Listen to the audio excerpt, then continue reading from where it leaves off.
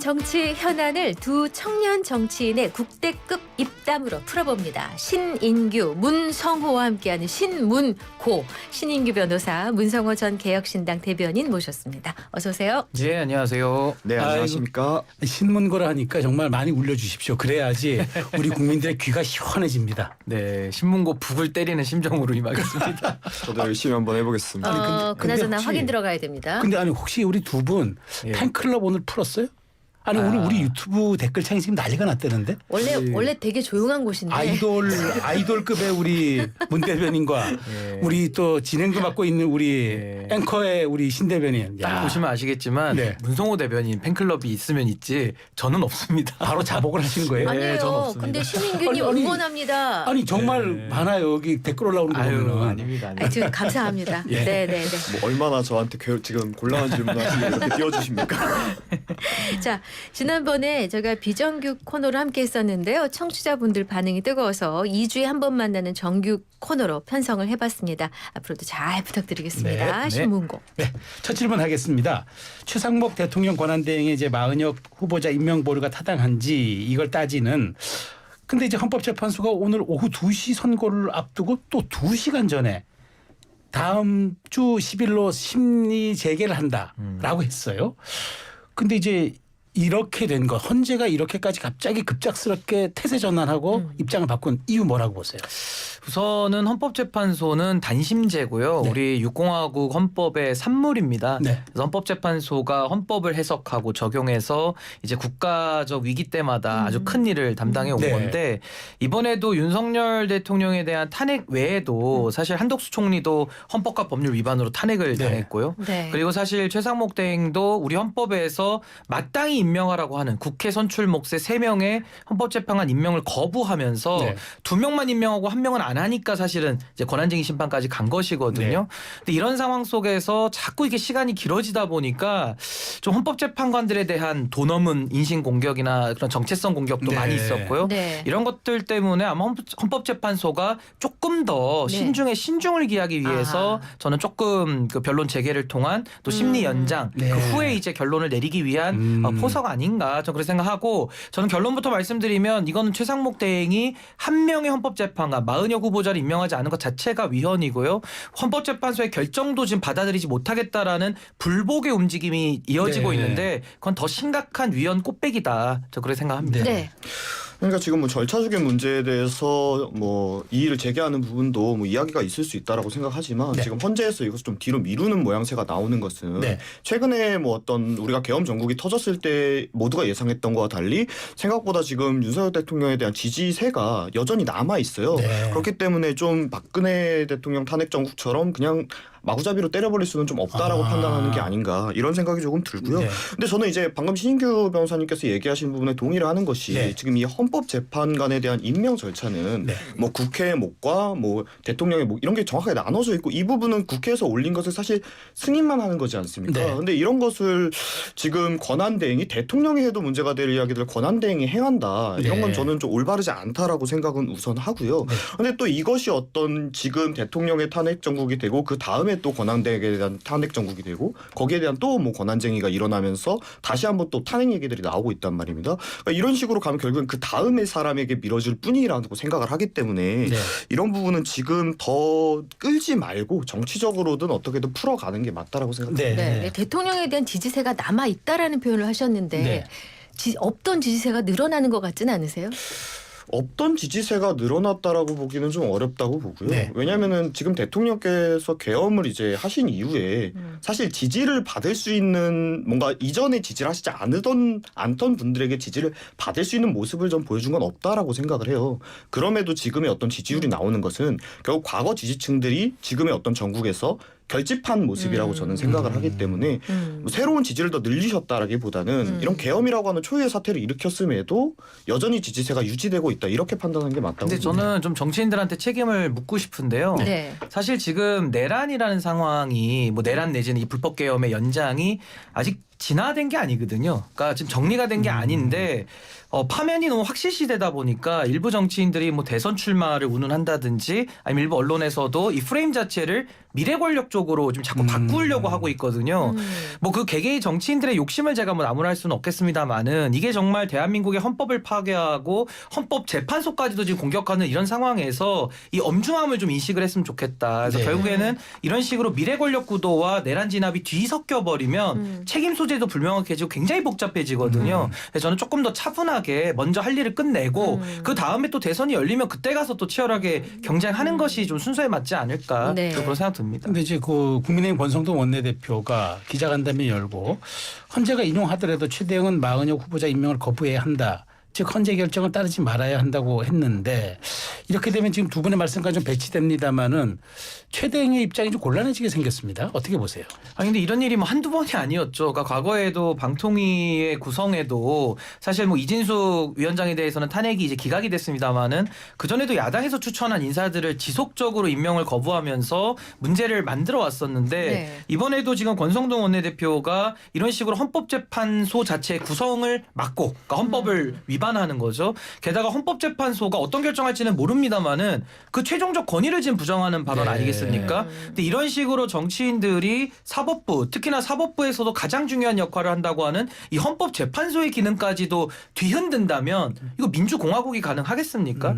전 이거는 정파를 떠나서 진영을 떠나서 정치적인 유불리를 떠나서 정말 대한민국의 기본을 생각하는 정치인이라면은 전 절대 해서는 안 되는 그 선이고 그 선을 지금 국민의힘 특히나 이 권성동 원내대표가 지속적으로 지금 넘으려는 시도를 하고 있다. 전 매우 좀 부정적으로 보고 있습니다. 네. 이 부분에 대해서 같은 비판을 할 수밖에 없는 게 정말 안타까운 게 대한민국의 지금 정치권의 정치가 사라졌다라고 생각을 해요. 그러니까 이런 문제들이 뭐 헌법재판소나 뭐 다른 정치적 이슈들도 재판으로 가기 전에 정치적으로 풀어야 될 문제들이 자꾸 재판까지 가고 있단 말이에요. 그렇다면 그 이전에 어떤 풀 수 있는 노력을 하거나 여기에서 법리적인 부분들을 수정하는 것이 아니라 재판까지 이미 가면은 사실 그거는 우리나라에서 법치 근간에서 최종 판결을 요구하는 것이거든요. 그 최종 판단을 거부한다? 뭐 본인이나 어떤 정치적인 이해득실을 따지지 않아도 뭐 부당하다고 생각할 수 있고 거기에 대해서 이야기할 수는 있겠지만 그렇다고 해도 이러한 판결 자체를 거부해야 된다라는 이야기가 나와버리면 설사 조금은 부당한 게 있더라도 그런 게 쌓이면 결국 방금 얘기하신 것 같이 이 민주공화국이라는 구성하는 법치의 근간이 흔들려버리는 네. 것이거든요. 그러니까 그거에 대해서 뭔가 부당함을 호소하더라도 거기에 대한 판단은 우선 따르되 그 뒤에 어떤 이 부분을 국민들에게 호소하는 이런 형식으로 가는 게 좀 맞다라고 보는데 이 자체를 그냥 뭐 아직 나오지도 않은 거 거부해야 된다?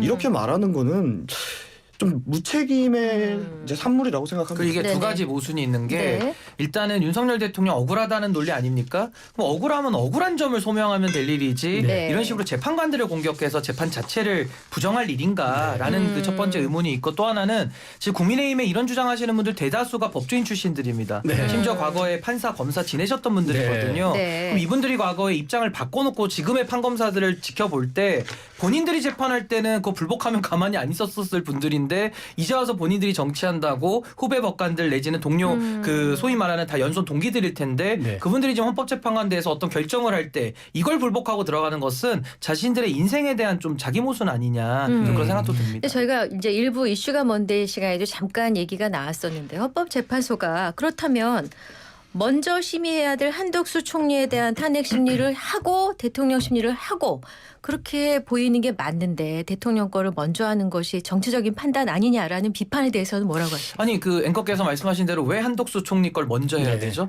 그러니까 무슨 말이냐면 우리가 은행을 가도요 접수번호 뽑잖아요. 뽑고 들어가서 순서대로 하지 않습니까? 윤석열 대통령 탄핵이 먼저 됐어요. 그럼 접수번호도 당연히 사건 번호가 먼저 나와 있는 게 윤석열 대통령 사건일 것이고요. 또 하나는 사건의 경중으로 봐도 대통령 탄핵이 중합니까? 총리 탄핵이 중하겠습니까?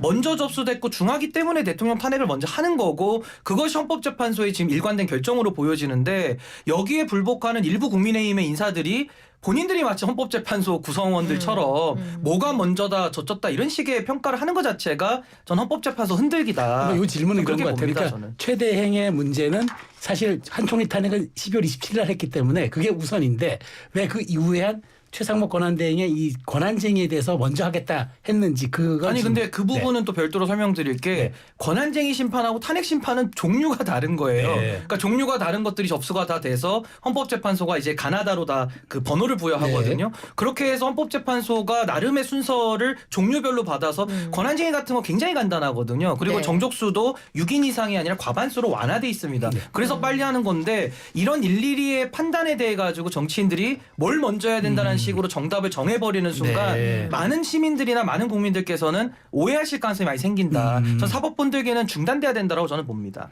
그래요. 자 그러면 그 우리 이제 문 대변인께는 지금 이러다 보니까 이제 최대행에 대해서 쏠릴 수밖에 없는데 관심이. 근데 박 원내대표가 박찬대 원내대표가 최대행 향해서 비상한 결단. 그러니까 만약 하지 않는다면 비상한 결단을 하지 않을 수밖에 택할 수밖에 없다고 얘기했는데 비상한 결단이 뭐 우리가 흔히 들으면 탄핵으로 들리는데 할 것 같아요? 지금까지 뭐 민주당이 해왔던 것을 보면 그렇게 하겠죠. 그리고 저는 그게 민주당이 지금의 어떤 국힘이라고 표현하기 그렇죠. 이 윤석열 정부의 이런 불법적인 계엄이 있음에도 제대로 된 지지율을 받아먹지 못하고 있는 것이 이런 모습을 자꾸 보여주기 때문이라고 네. 생각합니다. 이것이 옳은가 정당한가가 아니라 국민들이 바라봤을 때는 이미 탄핵이 이루어지고 그 뒤에 한덕수 총리에 대한 탄핵도 이루어진 거 아닙니까? 그러니까 이게 국민들이 보시기엔 마치 지금 민주당이 어떤 국회의 다수를 점하고 힘자랑하는 것처럼 비춰지는 모양새가 있어요. 그러니까 저는 이 부분에서는 앞서 말씀드렸다시피 지금 권한대행이 헌법재판관을 임명하지 않는 것은 저는 잘못됐다고 생각을 하지만 네. 또 거기에 대한 문제를 탄핵하겠다고 직접적으로 얘기하지는 않았지만 이게 결국 저는 그 얘기라고 생각을 하기 때문에 이게 결국 민주당 본인들 스스로에게도 좋은 모습일까 이렇게 생각합니다. 네. 네. 자, 그러면은 저희가 주제를 바꾸기 전에 여기서 잠깐 광고 얼른 듣고 오겠습니다.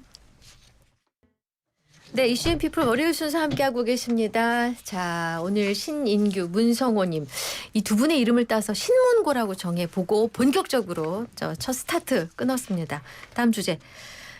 케네디, 클린턴, 오바마도 40대 대통령이 됐다. 낡은 정치 끝내자. 세대교체 이제 우리다. 네, 이준석 개혁신당 의원이 홍대 입구에서 기자회견을 열고 한 말입니다. 대선 출마 선언이었죠. 문성호 대변인 어제 현장에 가셨죠? 제가 오늘 아침까지 해외에 있다가 오늘 아침에 이제 못 못 갔어요? 가서 제가 그래서 그 현장에 있지는 못했고 네. 그래서 이제 영상으로 그 현장 분위기를 네. 봤는데 네. 굉장히 이제 열기가 뜨거웠던 것으로 저도 이제 보고 있습니다. 네. 실제로 지금 이제 이준석 대표가 이야기하는 신 40대 기수론이라는 게 전 정말 필요한 시점이라고 생각을 해요. 네. 그러니까 비단 이제 이준석 대표뿐만이 아니라 네.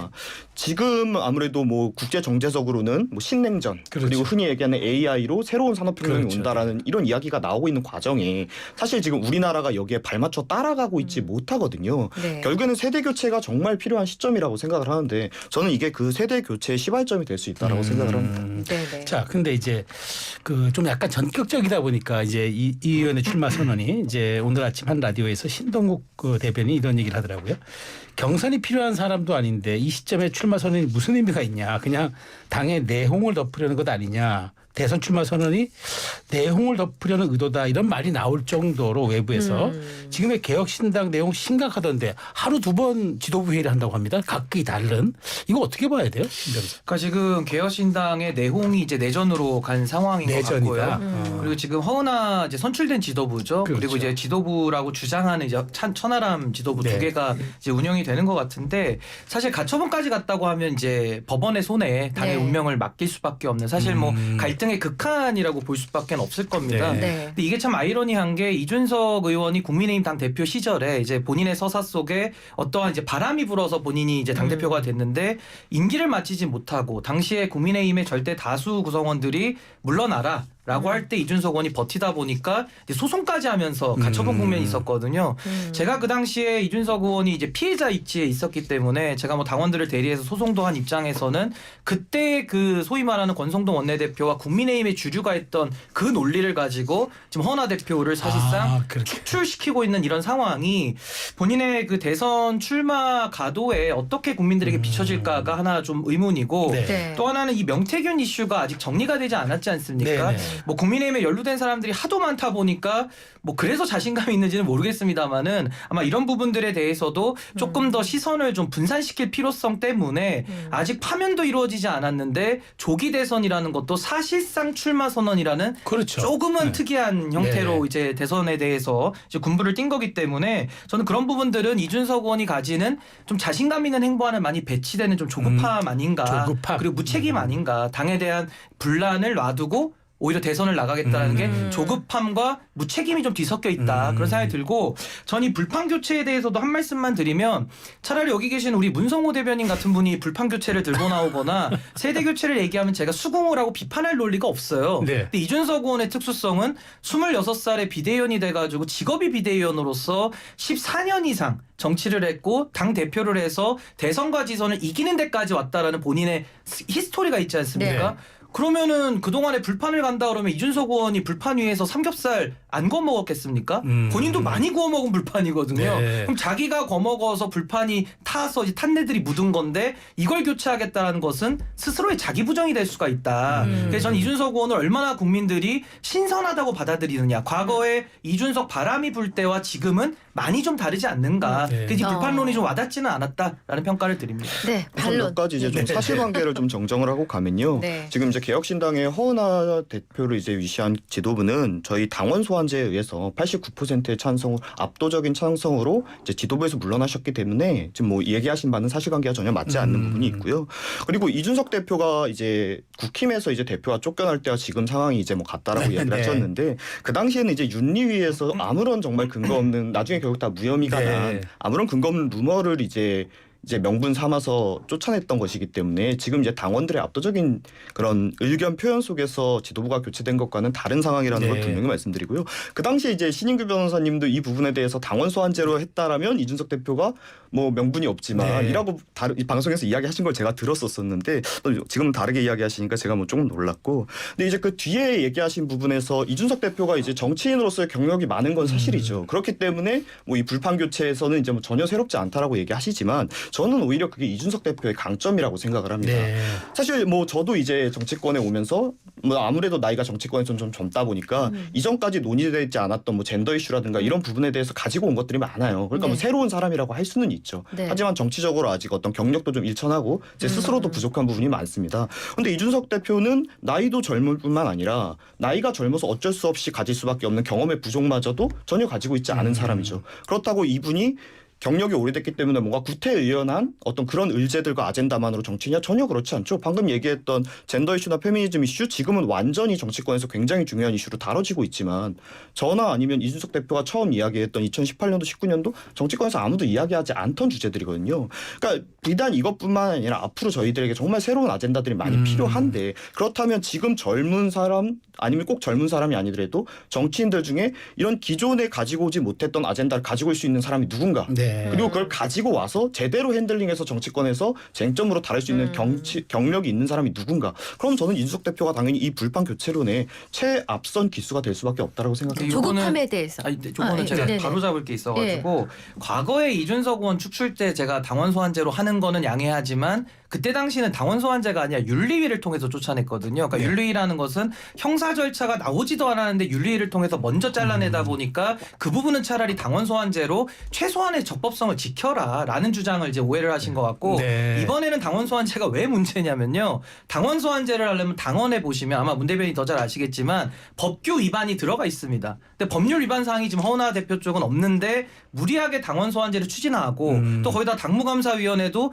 구성되어 있지만 그걸 인정을 안 하시면서 그냥 최고위원회로 밟아버렸거든요. 그러니까 이런 여러 가지 절차적 문제뿐만 아니라 선관위에서 K보팅도 안 해준다고 하니까 사설업체에다 당원 명부를 넘기면서까지 이 굉장히 위법과 불법 사항들이 내포된 행위들을 통해서 무리하게 축출하니까 제가 그 부분을 비판한 거지 당원 소환제 부분은 이제 오해를 바로잡으셔야 될 것 같고 하나만 더 말씀드리면 지금도 선관위 홈페이지에 들어가 보면 개혁신당 당 대표로 허은하라고 공시가 돼 있어요.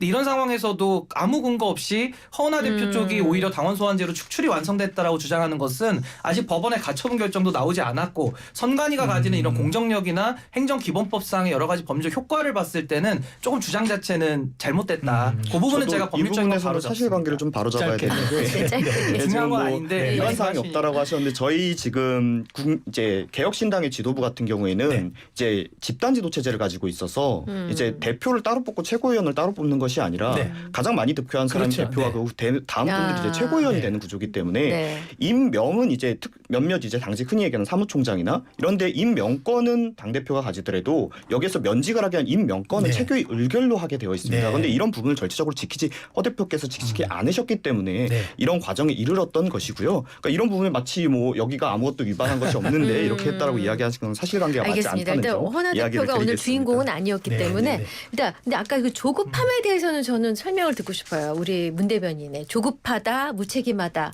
그러니까 조급하다라고 이야기를 하셨는데 아까 전에 이게 무슨 뭐 내홍을 막기 위한이라고 했지만 네. 타임라인을 보시면 아시겠지만 이 비상계엄 이제 정국이 되었을 때 뭐 그때는 이제 뭐 정확하게 얘기한 건 아니지만 어느 정도 대선의 뜻을 가장 먼저 밝힌 게 저는 이준석 대표였다고 보고 있거든요. 다른 이제 주자분들은 이야기를 못 하셨으니까. 그러니까 이게 뭐 내용하고는 아무런 상관이 없는 거고요. 이 부분은 알겠습니다. 이제 이준석 대표 개인의 조급함보다는 안타까운 얘기지만 우리 당세가 워낙 약하다 보니까 네. 이렇게 아. 선제적으로 치고 나가는 전략적 필요성이 있는 것이 아닌가 이해됐습니다. 이렇게 생각하고 있습니다. 네. 알겠습니다. 자, 요 얘기가 좀 이제 우리 신 대변인께 흥미로운 지점 될 것 같아서 이준석 의원 이제 이렇게 출마 선언 사실상의 출마 선언이죠 하다 보니까 단일화 얘기가 벌써 나옵니다. 개혁신당 의원인데 국민의힘 즉 보수 단일화 얘기가 솔솔 나오는 것은 결국 이제 보수 진영으로는 이제 이준석 의원의 앞으로 향후 행보를 본다 이런 것 같은데. 그러면 다 몸담아 봤으니까 국민의힘에서는 받아줄 것 같습니까? 글쎄요, 뭐 필요가 맞으면은 뭐 손바닥도 맞잡아야 소리가 나니까 네. 뭐 서로의 필요에 의해서 갈 수는 있겠다고 봅니다만은 저는 그런 식의 정치 행태는 이제 좀 그만했으면 좋겠습니다. 본인들의 필요에 의해서 당을 깨고 나오면서 야당 표심을 주장을 했다가 또 대선에서 만약에 표가 필요하면 또 여러 가지 현실적 논리를 또 만들겠죠. 근데 그런 것들이 저는 국민들이 이제는 정말 뭐 윤상현 의원이 국민들을 참 무시하는 발언도 해서 국민들이 네. 화가 많이 나셨습니다만은 이런 정치적인 야합이나 기술들이 이제 통하는 시대는 아니거든요. 그렇다면 이준석 의원을 저는 믿습니다. 본인이 아주 당 탈당할 때 2달 동안 언론 지면을 휘저으면서 본인이 나올 때까지 얼마나 고민을 했겠어요. 네. 새로운 정치 얘기를 열겠다고 하면서 이낙연 대표랑도 손을 한번 잡았다가 또 물론 결렬됐습니다만은 여러 시도들을 했던 건데 이제 와서 대선 앞두고 국민의힘에 돌아가겠다? 근데 최근에 그런 조짐들은 좀 보이거든요. 뭐 한동훈 대표에 대해서 러브콜을 보낸다든지 안철수 의원에 대해서는 이제 법조인 빼고 이제 좀 기술에 관련된 사람들이 손잡아보자 이런 얘기들을 하는데 네. 저는 그런 것들이 제발 국민의힘에 돌아가기 위한 사전포석이 아니기를 저는 빕니다. 근데 그거는 뭐 이준석 의원이 나중에 가서 또 합치면 합칠 때의 논리를 또 만들어낼 것이기 때문에 저는 그런 식의 좀 원칙과 신뢰를 저버리는 정치 행위는 좀 이제는 그만 보고 싶은 거 아니냐 저 그렇게 생각합니다. 네, 한동훈 전 대표 얘기가 나왔기 때문에요. 이 질문 가겠습니다. 이준석 의원 그리고 한동훈 전 대표 세대 교체론에 불을 지피고 있습니다. 젊고 유능한 보수를 내걸고서 관련 유튜브 채널까지 한 전 대표 쪽에서는 개설을 했던데요. 이런 분위기 어떻게 보고 계세요? 그러니까 지금 한동훈 전 대표가 네. 전 대표가 이제 젊은 이미지를 가지고 싶어 하시는 건 이전부터 꾸준히 있었던 것 같아요. 가지고 싶어 그런데 한다. 과연 그것을 이뤄냈느냐는 네. 뭐 좀 다른 이야기라고 네. 생각을 하고요. 네. 뭐 본인이 어떤 지금 대통령에게 맞서가지고 뭔가 젊은 이미지를 가져가고 싶으신 건 알겠는데 안타깝게도 그런 거는 이제 예를 들어 이준석 대표 같은 경우는 이전부터 지금 대통령과 맞서왔던 또 거기에 핍박을 받았던 서사가 있기 때문에 이게 설득력이 있는데 본인은 뭐 나중에 막판에 뭐 갈등하면서 이런저런 이야기 하셨지만 사실은 이 윤석열 정권의 누구보다도 많은 혜택을 받으신 분 아닙니까? 네. 그러니까 본인의 그런 행보가 있는데 이제 와서 뭐 이런 모습 보이신다고 그 설득력이 저는 전혀 없다라고 생각을 하고요. 그렇기 때문에 이제 본인이 이제 정말 젊은 사람들이 가장 싫어하는 게 뭐냐면 네. 사실 전혀 젊은 감각이 없는 사람이 자신이 젊은 감각이 있는 척 흉내내는 걸 제일 싫어해요. 나는 젊다고 주장하는 그러니까 거군요. 차라리 그냥 본인의 그거에 맞게 가시면 요즘은 이제 젊은 층들도 정치에 대해 다각적으로 생각을 하시기 때문에 그 부분에 대해서 지지세를 어느 정도 확보할 수 있을 수도 있어요. 그러니까 본인의 욕심과 본인이 할 수 있는 것을 좀 구분하셨으면 좋겠다. 네. 이렇게 말씀드리겠습니다. 알겠습니다. 네. 자,